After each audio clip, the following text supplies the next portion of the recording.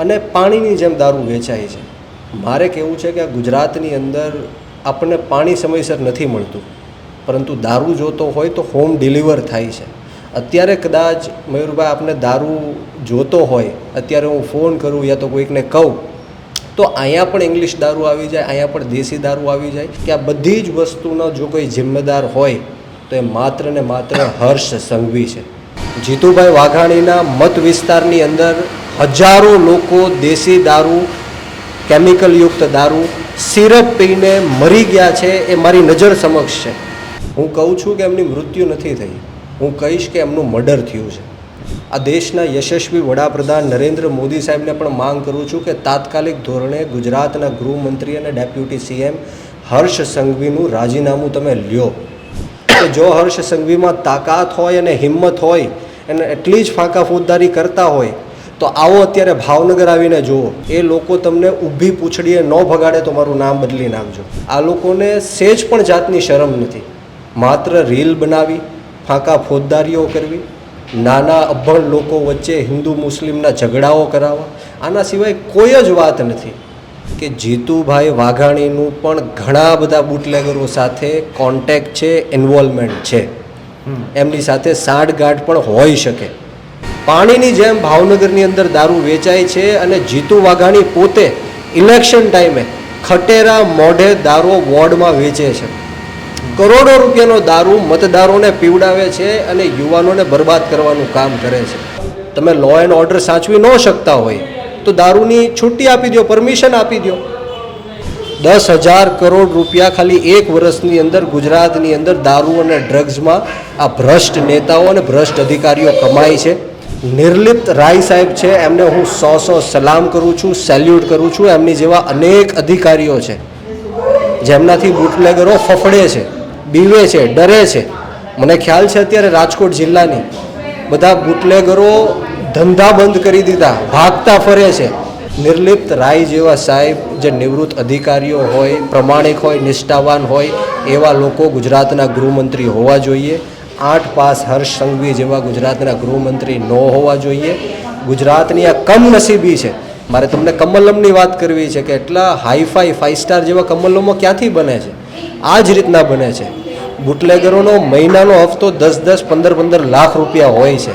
જે અભણ હોય, ગુંડા હોય, ડ્રગ્સ માફિયા હોય, બુટલેગરો હોય, રેપિસ્ટો હોય, ભ્રષ્ટાચારીઓ હોય, જેટલા મોટા ભ્રષ્ટાચારી એટલું મોટું પદ એમનું ભારતીય જનતા પાર્ટીમાં મળે છે. ત્યાં સુધી આંદોલન ચાલુ રાખશું જ્યાં સુધી આ ગુજરાતના ગૃહમંત્રી હર્ષ સંઘવી રાજીનામું નહીં આપે.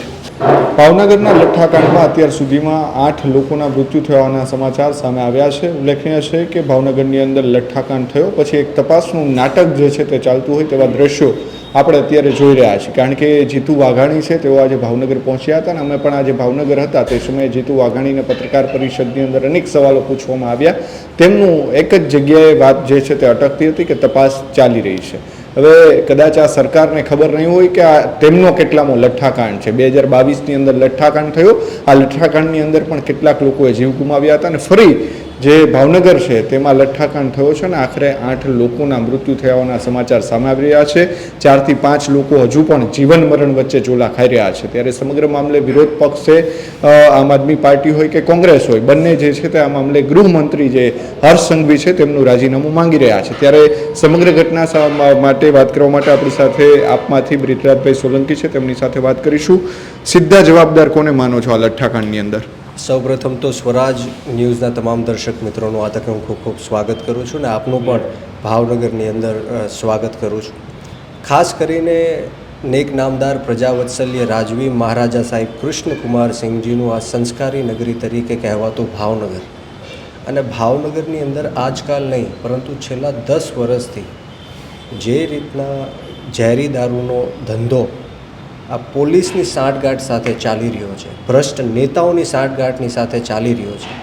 મેં મારા જીવનમાં 50 એવા કેસ જોયા છે કે આ કેમિકલયુક્ત દારૂ, ઝેરી દારૂ પીને નાની નાની ઉંમરના યુવાનો છે એ મૃત્યુને ઘાટ ઉતરે છે.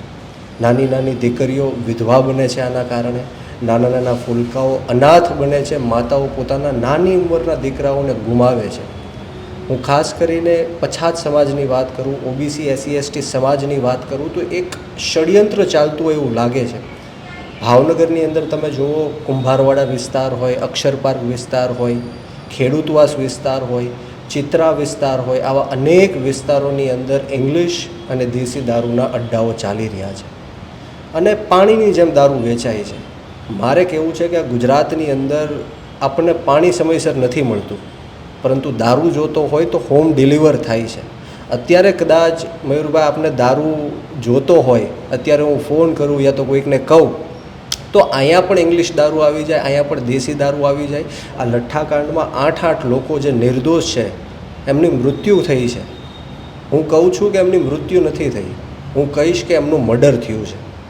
કારણ કે આ લઠ્ઠાકાંડ પહેલીવાર નથી બન્યો. આના પહેલાં 4 વખત લઠ્ઠાકાંડ બની ગયો અને અનેક નિર્દોષ લોકોએ પોતાના જીવ ગુમાવ્યા છે. તમે એવું માનતા હશો કે હું નિર્દોષ શું કામ કહું છું? હું નિર્દોષ એટલા માટે કહું છું કે દારૂ ગુજરાતની અંદર પ્રતિબંધ છે, દારૂ બંધી છે, છતાં પણ ગુજરાતની અંદર જો દારૂ બનતો હોય તો એ પહેલાં આરોપી છે, એ લોકોને સજા થવી જોઈએ. એટલે સ્પષ્ટપણે હું માંગ કરું છું, આ ગુજરાત સરકારને માંગ કરું છું અને ખાસ કરીને આ દેશના યશસ્વી વડાપ્રધાન નરેન્દ્ર મોદી સાહેબને પણ માંગ કરું છું કે તાત્કાલિક ધોરણે ગુજરાતના ગૃહમંત્રી અને ડેપ્યુટી સીએમ હર્ષ સંઘવીનું રાજીનામું તમે લ્યો.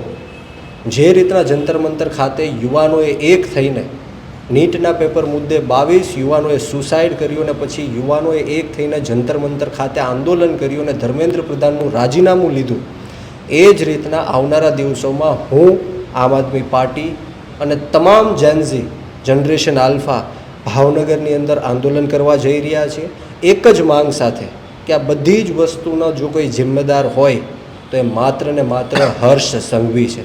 એનું કારણ એક નથી, આ લઠ્ઠાકાંડ જ માત્ર એનું કારણ નથી.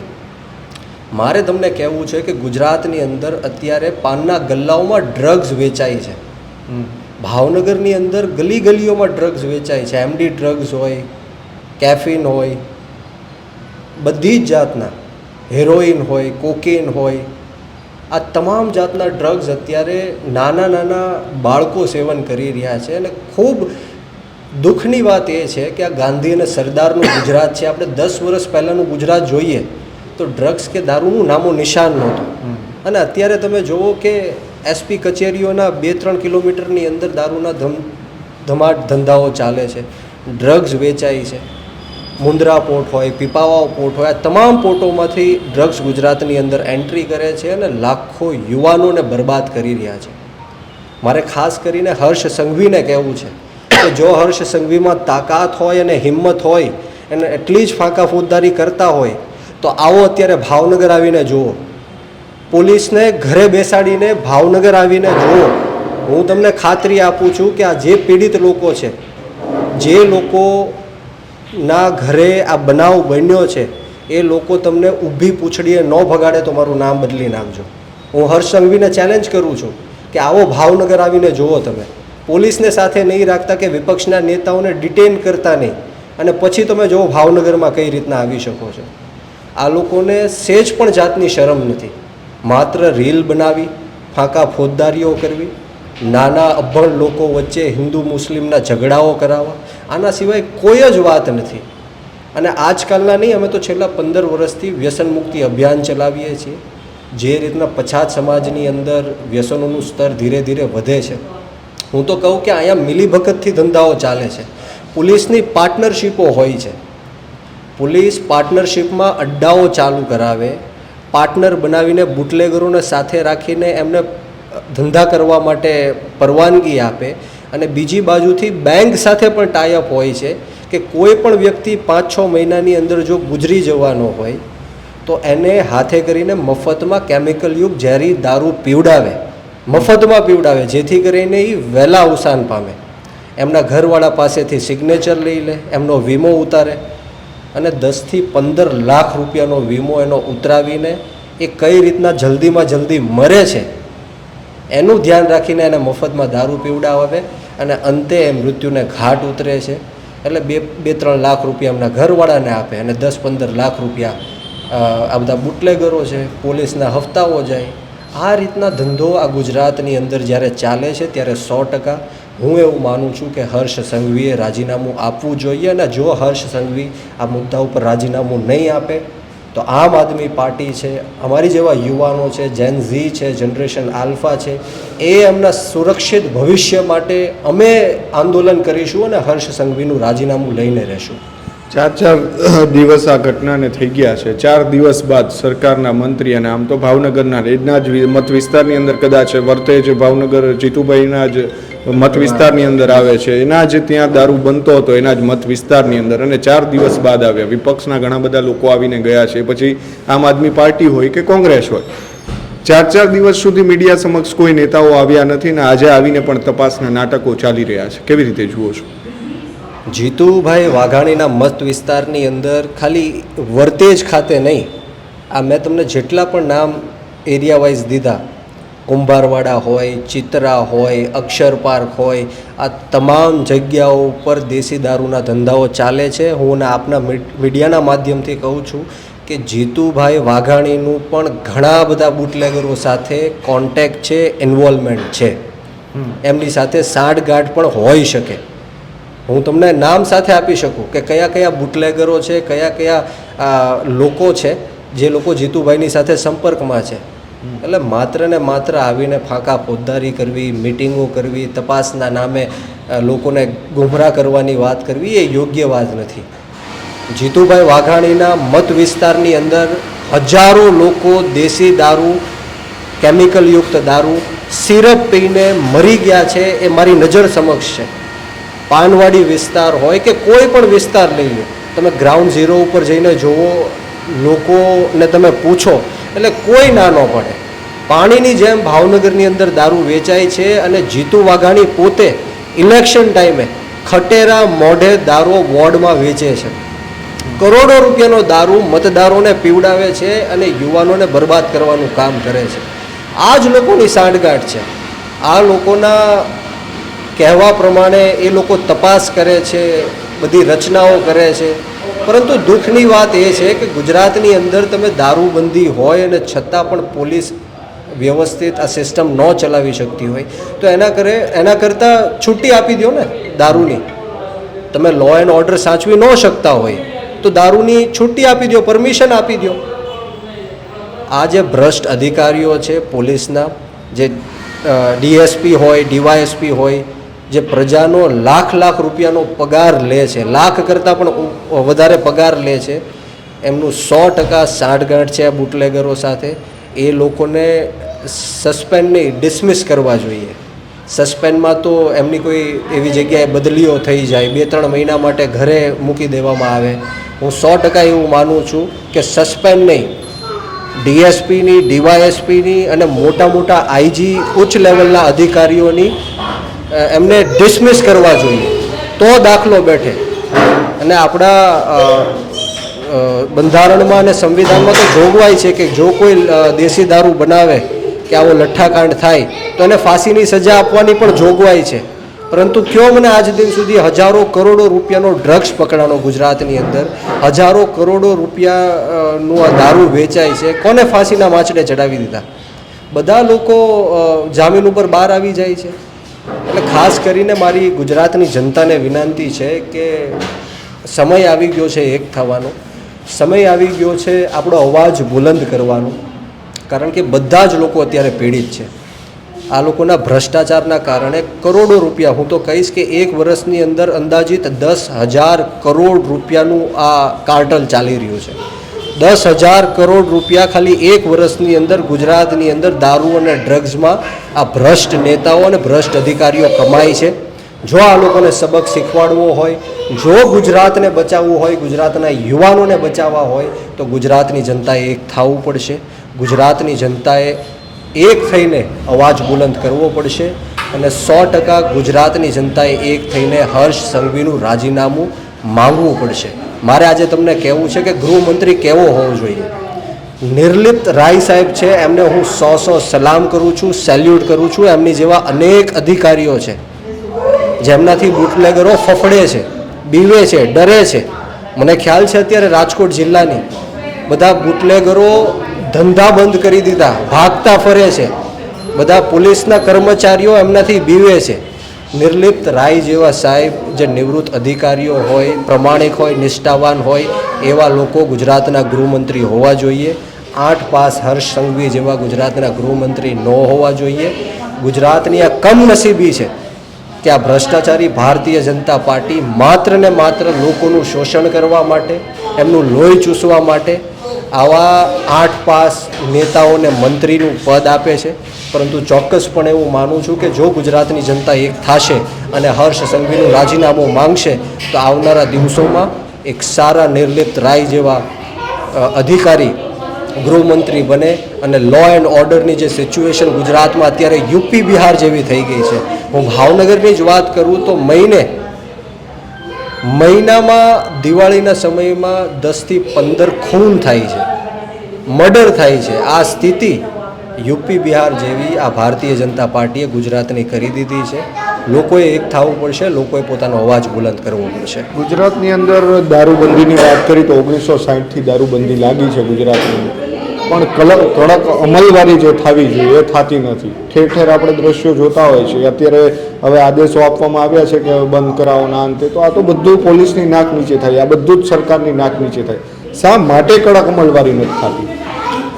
કડક અમલવારી એટલા માટે નથી થતી કારણ કે અમુક જે ભ્રષ્ટ પોલીસ અધિકારીઓ છે, કર્મચારીઓ છે, આ ભ્રષ્ટ નેતાઓ છે, એમને ખૂબ મોટી આવક આ દેશી દારૂના કારણે છે, કેમિકલયુક્ત દારૂના કારણે છે. હું તમને કહું છું કે જીતુ વાઘાણીનું તમે ડિટેલ્સ ચેક કરો, એમની સાથે કયા કયા એમના કાર્યકર્તાઓ, કયા કયા લોકો એમની સાથે જોડાયેલા છે, તો તમને 100% ખબર પડી જશે કે એમની સાથે બુટલેગરો બહુ મોટી માત્રામાં જોડાયેલા છે. આ એમની આંખ નીચે એમના ધંધાઓ ચાલે છે. મેં કીધું એમ કે હજારો કરોડો રૂપિયાનો વહીવટ આ દેશી દારૂના કારણે ગુજરાતની અંદર થાય છે. આ જેટલી પણ બોર્ડર છે, એમપી બોર્ડર હોય, રાજસ્થાન બોર્ડર હોય, ત્યાં બધા જ નેતાઓએ એમના ભ્રષ્ટ પોલીસ અધિકારીઓને સેટ કર્યા છે, જેથી કરીને એ લોકો હફતા ઉઘરાવીને ત્યાં સુધી પહોંચાડી શકે. મારે તમને કમલમની વાત કરવી છે કે એટલા હાઈફાઈ 5 સ્ટાર જેવા કમલમો ક્યાંથી બને છે? આ જ રીતના બને છે. બુટલેગરોનો મહિનાનો હફતો 10-10, 15-15 લાખ રૂપિયા હોય છે. આ હફતાઓ પોલીસ પાસે પહોંચે છે. પોલીસ એમાંથી 2-5% રૂપિયાઓ લઈને બીજા બધા જ ભાજપના નેતાઓને પહોંચાડે છે. ત્યાંથી આ બધા કમલમો ઊભા થાય છે, લીલા લહેર કરે છે. હું ખાલી જીતુ વાઘાણી નહીં, તમે હર્ષ સંઘવીની વિધાનસભામાં વ્યા જાઓ, જેટલા પણ બુટલેગરો હશે એમની સાંઠગાંઠ સાથેના જ હશે, ઇલેક્શનમાં એમને મદદ કરતા હશે, એમની સાથે ફોટાસ પણ હશે. હું બધી જ 182 વિધાનસભાની વાત કરું, બધા ધારાસભ્યોનું તમે ચેક કરો, બુટલેગરો સાથે સાંઠગાંઠ હોય ને હોય જ છે. એમની સાથે ફોટા પણ હોય. અમુક બુટલેગરો તો ભાજપમાં વિધિવત રીતના જોડાયેલા છે, ડ્રગ્સ માફિયાઓ વિધિવત રીતના જોડાયેલા છે, રેપિસ્ટો વિધિવત રીતના જોડાયેલા છે.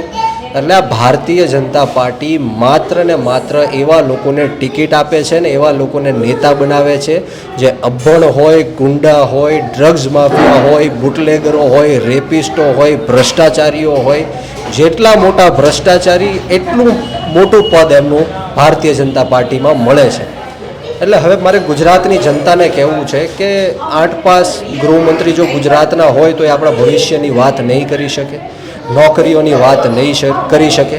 આપણે સૌએ એક થઈને હર્ષ સંઘવીનું રાજીનામું માંગવું પડશે અને એક દાખલો બેઠાડવો પડશે, એક અકાઉન્ટેબિલિટી ફિક્સ કરવી પડશે. ત્યારે જઈને ગુજરાતની સ્થિતિ સુધરશે એવું મને લાગે છે. ગુજરાતમાં કડક અમલવારી નથી થઈ શકતી, તો તમે એવું માનો છો, પર્સનલી તમારો મત એવો છે કે દારૂબંધી હટી જવી જોઈએ? ગુજરાતમાં કડક અમલવારી નથી થઈ રહી. હું તમને ચેલેન્જ આપું છું, હું સરકારને ચેલેન્જ આપું છું, મુખ્યમંત્રી ભૂપેન્દ્ર પટેલ સાહેબને કહેવા માગું છું કે એકવાર અમારા ગોપાલ ઇટાલિયા જેવા નેતાને ગૃહમંત્રી બનાવીને જુઓ. 1 અઠવાડિયાની અંદર ગુજરાતમાં દારૂ બંધ ન થાય તો મને કહેજો. ગોપાલ ઇટાલિયા જે નિવૃત્ત કર્મચારી છે પોલીસના, એમને આખી સિસ્ટમની ખબર છે, ક્યાંથી કઈ રીતના ભ્રષ્ટાચાર થાય છે, શું થાય છે, શું નહીં. એવા લોકોને એકવાર ગૃહમંત્રી બનાવીને જુઓ, અઠવાડિયાની અંદર તમને એક દારૂનું ટીપું પણ ન મળે. તો કરવું હોય તો બધું થઈ શકે છે. એક રાતમાં જો નોટબંધી થઈ શકતી હોય તો હર્ષ સંઘવી ચાહે, હર્ષ સંઘવીને જો એવું લાગતું હોય તો એ એક રાતમાં દારૂબંધી પણ કડકમાં કડક કાર્યવાહી સાથે કરાવી શકે છે. એ બધા જ આઈજી, એસપી, ડીવાયએસપી બધા જ લોકોને સૂચના આપી શકે છે કે જો તમારા વિસ્તારની અંદર દારૂની એક પોટલી પણ મળી એટલે તમને direct on the spot dismiss કરવામાં આવશે. તો કયો પછી ક્યાંથી દારૂ મળે?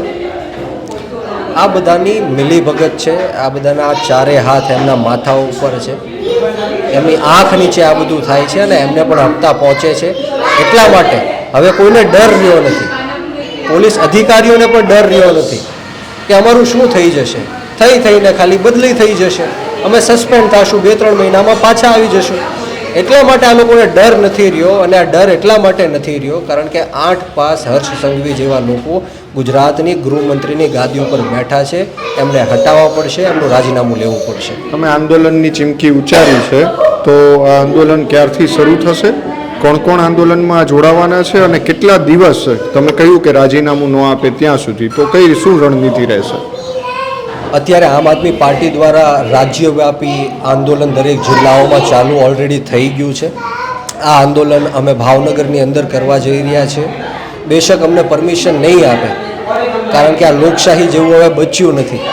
આ હિટલરશાહી થઈ ગઈ છે. કોઈ અવાજ બુલંદ કરે, કોઈ સાચી વાત કરે, કોઈ ફેસબુક ઉપર કોમેન્ટ કરે, લાઇક કરે, ટ્વિટર ઉપર પોસ્ટ કરે તો ડાયરેક્ટ અમને ડિટેન કરવામાં આવે, એરેસ્ટ કરવામાં આવે. એટલે લોકશાહી જેવું બચ્યું નથી આ દેશમાં. છતાં પણ અમે આંદોલન કરીને ગાંધી ચિંધ્યા માર્ગ ઉપર અને જરૂર પડે તો ભગતસિંહના માર્ગ ઉપર પણ આ ભાવનગરની અંદર આંદોલન કરીશું અને ત્યાં સુધી આંદોલન ચાલુ રાખશું જ્યાં સુધી આ ગુજરાતના ગૃહમંત્રી હર્ષ સંઘવી રાજીનામું નહીં આપે.